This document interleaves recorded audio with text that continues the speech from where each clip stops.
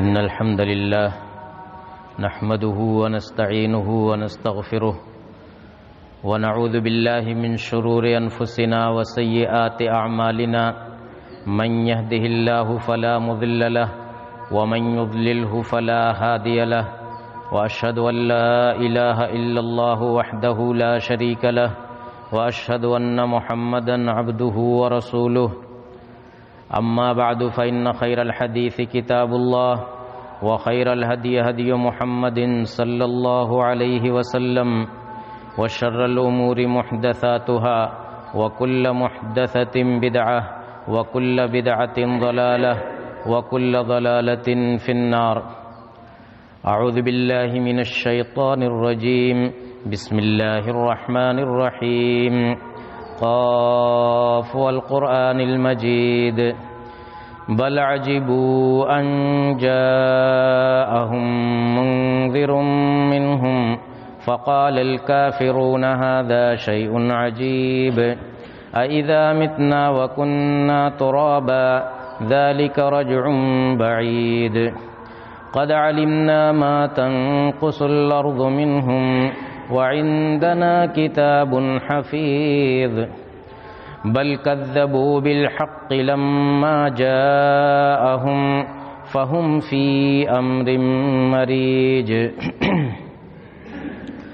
أفلم ينظروا إلى السماء فوقهم كيف بنيناها وزيناها وما لها من فروج والأرض مددناها وألقينا فيها رواسي وأنبتنا فيها من كل زوج بهيج تبصرة وذكرى لكل عبد منيب ونزلنا من السماء ماء مباركا فأنبتنا به جنات وحب الحصيد والنخل باسقات لها طلع نضيد رزقا للعباد وأحيينا به بلدة ميتا كذلك الخروج.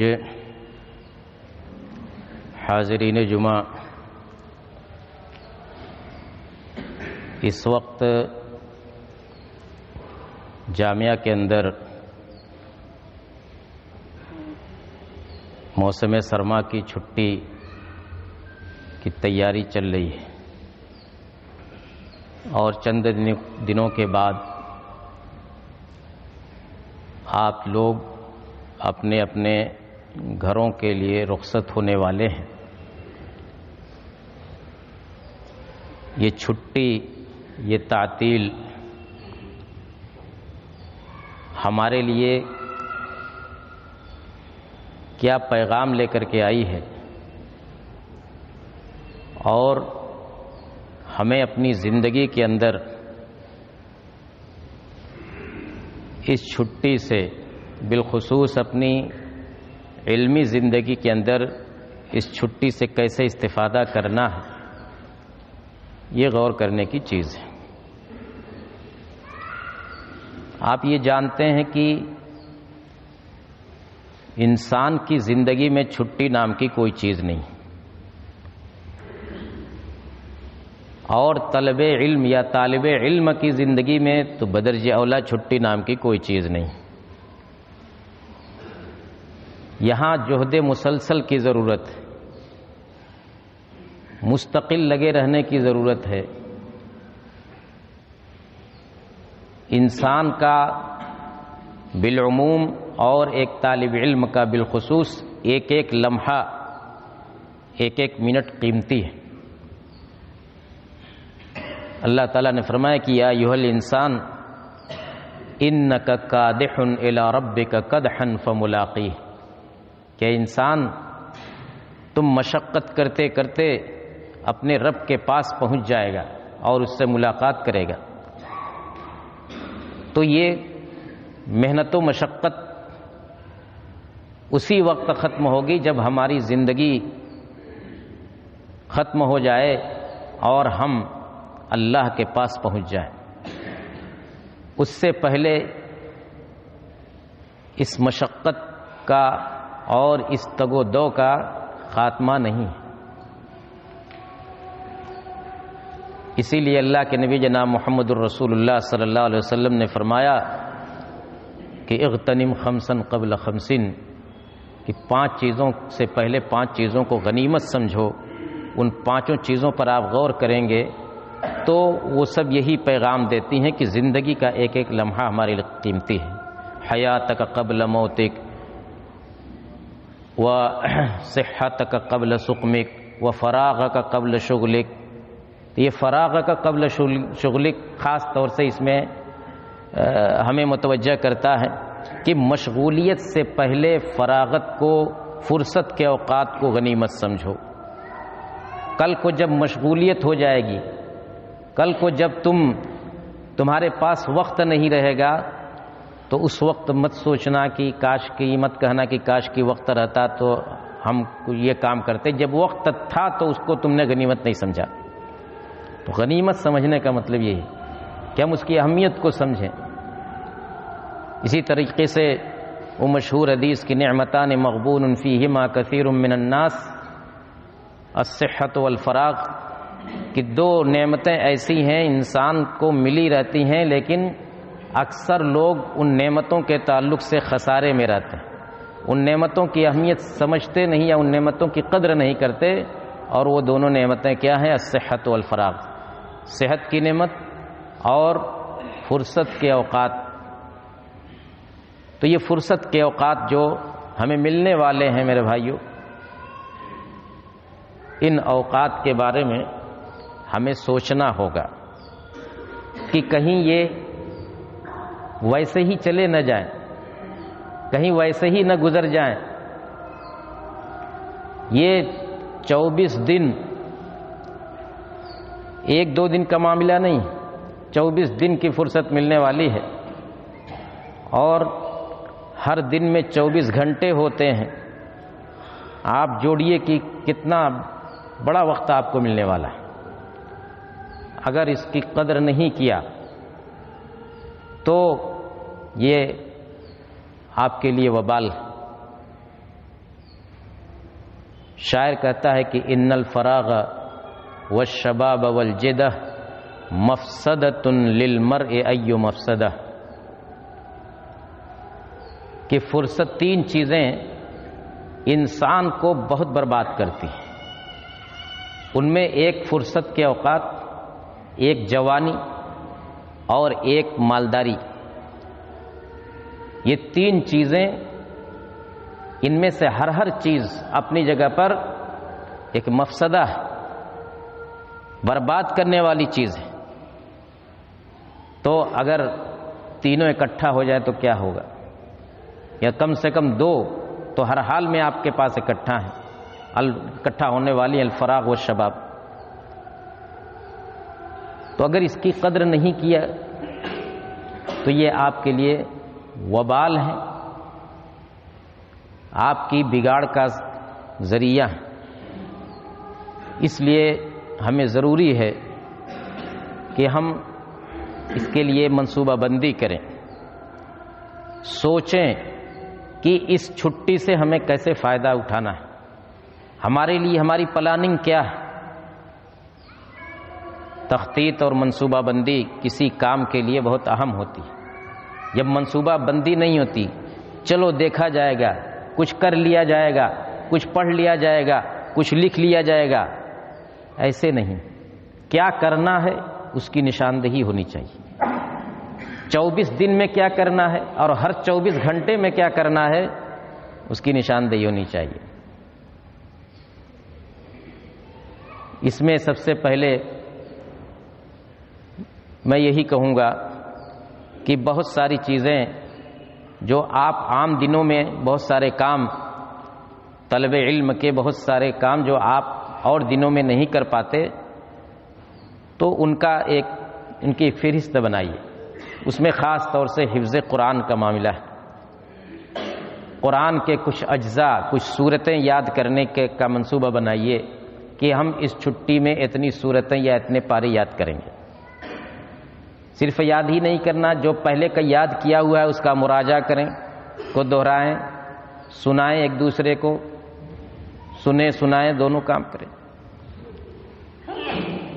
اسی طریقے سے حفظ حدیث اور حفظ متون ایک طالب علم کی زندگی میں اور ایک طالب علم کے پاس حدیث کا بھی ایک ذخیرہ ہونا چاہیے، اور متون وہ چاہے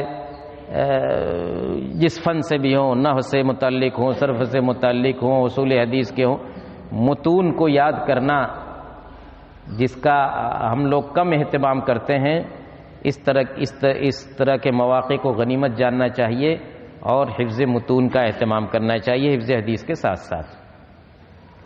اسی طریقے سے آپ علماء کی سوانح پڑھیں گے تو آپ کو یہ بھی معلوم ہوگا کہ ہمارے علماء اپنی طالب علمی کی زندگی میں جب ان کو اس طرح کی فرصت کے لمحات ملتے تھے تو بڑے علماء کے پاس جاتے تھے اور ان اوقات میں ان علماء سے پڑھتے تھے۔ صاحب مرآت المفاتیح شیخ الحدیث مولانا عبید اللہ رحمانی رحمۃ اللہ علیہ جب دارالحدیث رحمانیہ دہلی میں پڑھتے تھے تو چھٹیوں میں اپنے گھر آتے تھے، یہاں تک کہ جب پڑھاتے تھے تب بھی چھٹیوں میں گھر آتے تھے مبارک پور، تو صاحب تحفۃ الحوزی مولانا عبد الرحمن مبارک پوری رحمۃ اللہ علیہ کے پاس باقاعدہ جا کر کے پڑھتے تھے۔ آپ ان کی سوانح پڑھیے دیکھیے۔ اس طریقے سے اور بھی علماء کے بارے میں آپ پڑھیں گے تو اس طرح کی مثالیں آپ کو ملیں گی۔ تو بڑے علماء جن کے پاس آپ کو پڑھنے کا موقع نہیں ملا، ان علماء کے پاس پہنچ کر کے ان سے وقت لے کر کے استفادہ کر سکتے ہیں، اور پورے چھٹی کے ایام میں نہیں تو کچھ ایام ہی ان کے پاس گزار لیں، ان سے علم بھی حاصل کریں اور اخلاق و کردار بھی اور دوسری چیزیں ان سے سیکھ سکتے ہیں۔ ہم لوگ جس میدان میں ہیں طلب علم کے، اس میں 3 چیز ہوتی ہے، صرف طلب علم نہیں ہے، یہ 3 چیزوں کا مثلث ہے: علم، عمل اور دعوت۔ علم، عمل اور دعوت، تو ان تینوں چیزوں کے لیے منصوبہ ہونا چاہیے۔ علم کی یہ سب چیزیں جو ہم نے ذکر کی، عمل کے تعلق سے بھی کہ ان ایام میں ہمارا عمل کیا ہوگا، ہم کیا عمل کریں گے، نیکیوں کے کیا کام کریں گے۔ اللہ تعالیٰ فرماتا ہے کہ فَإِذَا فَرَغْتَ فَانْصَبْ وَإِلَىٰ رَبِّكَ فَارْغَب، کہ نبی جب آپ فارغ ہوں تو لگ جائیے، محنت کیجیے۔ فَإِذَا فَرَغْتَ فَانْصَبْ، اس میں کسی چیز کی تحدید نہیں کہ کس چیز سے فارغ ہوں تو کس چیز میں لگیں۔ عام طور سے مفسرین نے یہی لکھا ہے کہ ایک عبادت سے فارغ ہوں تو دوسری عبادت میں، ایک کام سے فارغ ہوں تو دوسرے کام میں لگیں، اور دنیاوی جھنجھٹوں سے، دنیاوی جھمیلوں سے فارغ ہوں تو دین کے کام میں لگ جائیں، عبادت کے کام میں لگ جائیں۔ ابن عثیمین رحمۃ اللہ علیہ لکھتے ہیں کہ ہر آن انسان کو کسی نہ کسی کام میں لگے رہنا چاہیے۔ ایک کام سے فارغ، دنیاوی کام سے فارغ ہو تو دین کے کام میں لگ جائے، دین کے کام سے فارغ ہو تو دنیا کے کام میں لگ جائے، کبھی وہ اپنے آپ کو فارغ اور خالی نہ رکھے۔ وہ مثال دیتے ہیں، کہتے ہیں کہ دیکھیے، یا ایھا الذین آمنوا اذا نودی للصلاۃ من یوم الجمعۃ فاسعوا الی ذکر اللہ وذروا البیع ذلکم خیر لکم ان کنتم تعلمون فَإِذَا قُضِيَتِ الصَّلَاةُ فَانتَشِرُوا فِي الْأَرْضِ وَابْتَغُوا مِنْ فَضْلِ اللَّهِ۔ کہا کہ جمعہ کے بارے میں پہلے بتایا کہ جب جمعہ کی اذان ہو، جمعہ کا وقت ہو تو مسجد کی طرف چل پڑو، اور وَذَرُوا الْبَيْعَ، خرید و فروخت چھوڑ دو، کاروبار چھوڑ دو، دنیا کا کام دھندہ چھوڑ دو، اور چھوڑ کر کے کہاں جاؤ؟ جمعہ کے لیے جاؤ، مسجد جاؤ۔ پھر جب جمعہ ختم ہو جائے، فَإِذَا قُضِيَتِ الصَّلَاةُ فَانتَشِرُوا فِي الْأَرْضِ، جمعہ ختم ہو جائے تو پھر وہی کام، زمین میں پھیل جاؤ، وَابْتَغُوا مِنْ فَضْلِ اللَّهِ، اللہ کا رزق تلاش کرو۔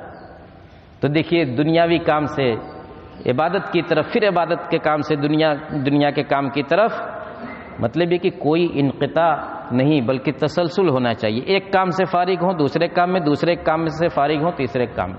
تو فَإِذَا فَرَغْتَ فَانْصَبْ، تو عمل چاہے وہ ہماری دنیاوی زندگی کے لیے ہو یا یہ کہ اخروی زندگی کے لیے ہو، عمل کا بھی ہمارے پاس اس کی بھی پلاننگ ہونی چاہیے. تیسرا کام جو ہے دعوت کا، کہ علم و عمل کے ساتھ لِيَتَفَقَّهُوا فِي الدِّينِ وَلِيُنذِرُوا قَوْمَهُمْ، تو لِيُنذِرُوا قَوْمَهُمْ اس پر بھی ہماری توجہ ہونی چاہیے. دعوت کا کام کسی نہ کسی شکل میں، دعوت کا مطلب یہ ضروری نہیں ہے کہ آپ جلسے عام منعقد کریں اور دھواں دھار تقریر کریں اس میں، یا یہ کہ کہیں جا کر کے باقاعدہ لیکچر جھاڑیں.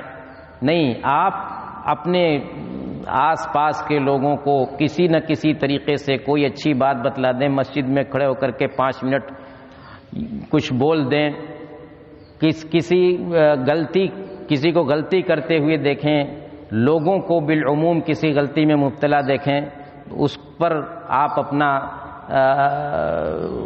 اپنی رہنمائی پیش کریں شریعت کی روشنی میں. مطلب یہ کہ آپ کسی نہ کسی طریقے سے اس پہلو کو بھی اپنی زندگی کا حصہ بنائیں اور اپنی چھٹی کا حصہ بنائیں. اسی طریقے سے بہت سے طلباء بعض مضامین میں کمزور ہوتے ہیں، تو ان کے لیے بھی ایک موقع ہوتا ہے کہ اس چھٹی کو ان مضامین میں پختگی کے لیے استعمال کریں، کہ ہمیں مثلا اس چھٹی میں ہمارے نحو صرف کمزور ہے، اس چھٹی میں ہم نحو صرف کا مطالعہ کریں گے، اس میں محنت کریں گے، اپنی کمزوری کو دور کرنے کی کوشش کریں گے. اسی طریقے سے کچھ لکھنے کا کام، اکثر طلباء کے پاس مقالہ لکھنے کا کام ہوتا ہے، اور ایسا نہ ہو کہ ہم جب چھٹی میں جائیں تو یہ کام اس کو ہم نسیم منسیہ کر دیں، پھر آئیں امتحان سر پر ہو اور بھی دنیا بھر کے مسائل ہوں تو یہ چیز ہم کو پریشانی میں مبتلا کرے. تو لکھنے کا کام بھی کسی نہ کسی شکل میں، اس کے لیے بھی ہمارے پاس کوئی منصوبہ ہونا چاہیے، اس کے لیے وقت کی تحدید ہونی چاہیے اور کام کی تحدید ہونی چاہیے. عام مطالعہ یعنی درسیات سے ہٹ کر کے کچھ کتابیں، ان کتابوں کی تحدید اور ان کتابوں کا انتخاب ابھی سے کر کے، آج سے کر کے اپنے ساتھ لے کر کے جایا جائے، اور ان کتابوں کا مطالعہ سفر میں اور سفر سے فارغ ہونے کے بعد جب اپنے گھروں کو پہنچیں پھر واپس آئیں.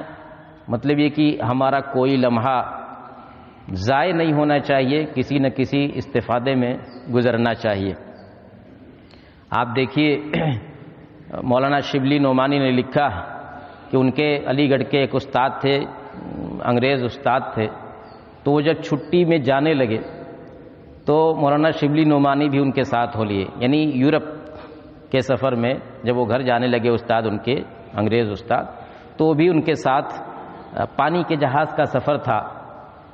وہ کہتے ہیں کہ جہاز جب چلا بمبئی سے اور یمن سے ہوتے ہوئے جب آگے بڑھا تو جہاز کے کپتان اور جہاز کے جو کارکنان تھے وہ سب گھبرائے ادھر ادھر آ جا رہے تھے. معلوم ہوا کہ جہاز کا جو انجن ہے وہ ٹوٹ گیا اور کسی طرح سے جہاز بہت سست اب چلنے لگا تھا. علامہ شبلی کہتے ہیں کہ میں دوڑا اپنے استاد کے پاس گیا، اس انگریز استاد کے پاس، دیکھا کہ وہ ایک کتاب کے مطالعے میں بالکل منہمک ہیں، غرق ہیں. جا کے میں نے کہا کہ استاد آپ کو کچھ پتہ ہے؟ آپ کتاب کے مطالعے میں لگے ہوئے. کہا کہ ہاں پتہ ہے، جہاز کا انجن ٹوٹ گیا یہ نا. کہا کہ تو آپ اتنا بڑا معاملہ ہے اور آپ کتاب کے مطالعے میں لگے ہوئے ہیں. انہوں نے کہا کہ اگر واقعی جہاز کو ڈوبنا ہے تب تو یہ لمحات اور ہمارے لیے قیمتی ہیں. بھائی ہم ہڑبڑا کر کے کیا کریں گے؟ یہاں جن کا کام ہے وہ کر رہے ہیں، لیکن اگر جہاز کو واقعی ڈوبنا ہے تو یہ جو چند لمحات ہمارے لیے ہیں یہ بڑے قیمتی ہیں. انہوں نے مطالعہ چھوڑا نہیں. اللہ کے نبی جناب محمد الرسول اللہ صلی اللہ علیہ وسلم فرماتے ہیں کہ اذا قامت علی احدکم القیامہ وفی یدہ فصیلۃ فلا یقم حتی یغرسہا، کہ اگر قیامت آ جائے اور تم میں کا کوئی شخص اپنے ہاتھ میں پودا لے کر کے اس پودا کو لگانے جا رہا ہو اور اسی درمیان پتہ چلا کہ قیامت آ رہی، تو کہا کہ تب بھی اس پودے کو لگائے، یہ نہ سوچے کہ قیامت آ رہی ہے ہمارے پودا لگانے سے ہوگا کیا، نہیں، کرنے کا کام ہے تو کرو، کوئی کام یہ نہ سوچو کہ کیا ہوگا، کام برائے کام۔ تو اسی طریقے سے دیکھیے کہ یہ ہماری تعلیم ہے، ہماری شریعت کی تعلیم ہے کہ اگر بربادی بھی آ رہی ہو، قیامت بھی آ رہی ہو، تو جو کام کرنا ہے تو اس کو چھوڑو نہیں کرو۔ انہوں نے کہا کہ جب تباہی ہونا ہے، جہاز کو ڈوبنا ہی ہے، تب تو ہمارے لیے اور قیمتی وقت ہے کہ کچھ تو پڑھ لیں اور پڑھ لیں۔ میرے بھائیوں، یہ سب چیزیں ہمیں بتلاتی ہیں کہ اس زندگی کے اندر ہمیں کیسے جینا ہے، اپنے اوقات کا استعمال کیسے کرنا ہے۔ ایک چیز پر اور توجہ دینے کی ضرورت ہے کہ ان تمام چیزوں سے ہمیں بچنا ہے جو ہمارے وقت کو برباد کرنے والے ہیں، جن کو لصوص الاوقات کہا جاتا ہے، ہمارے اوقات کی چوری کرنے والے، اوقات کے چور جن کو کہا جاتا ہے۔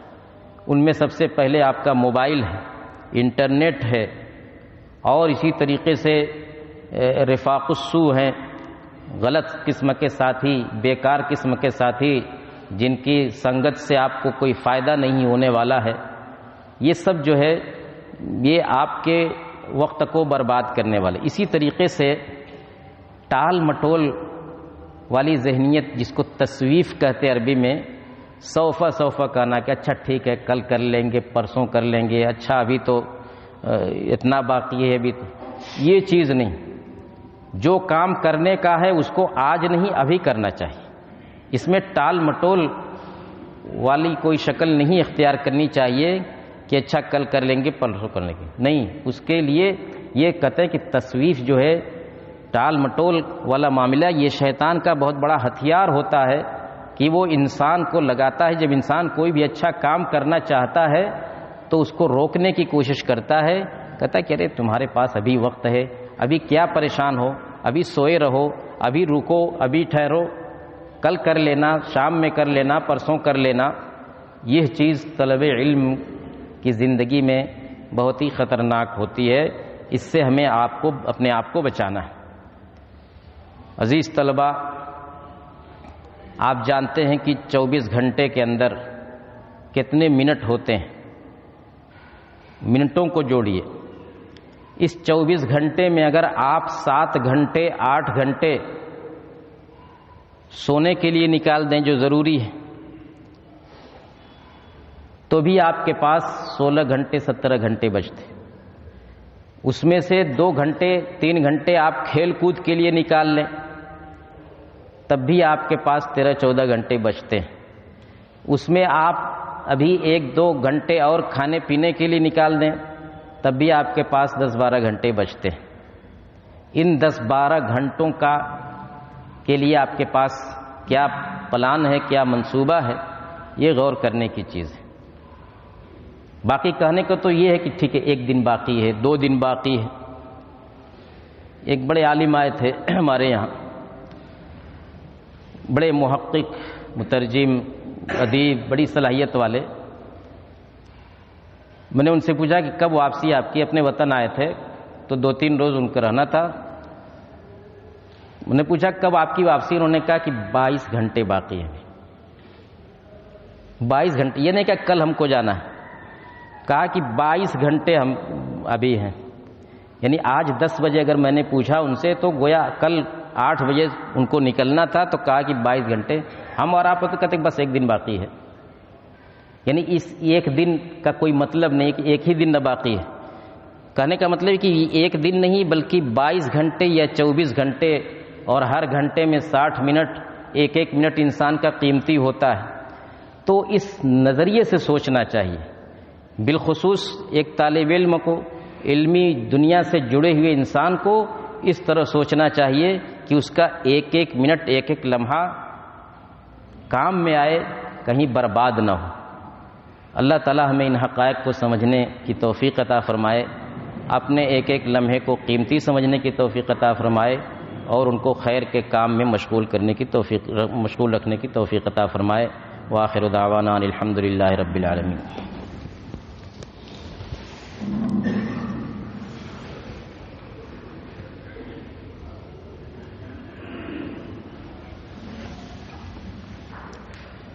الحمد لله نحمده ونستعينه ونستغفره ونعوذ بالله من شرور أنفسنا وسيئات أعمالنا، من يهده الله فلا مضل له ومن يضلله فلا هادي له، وأشهد أن لا إله إلا الله وحده لا شريك له، وأشهد أن محمدا عبده ورسوله، أما بعد۔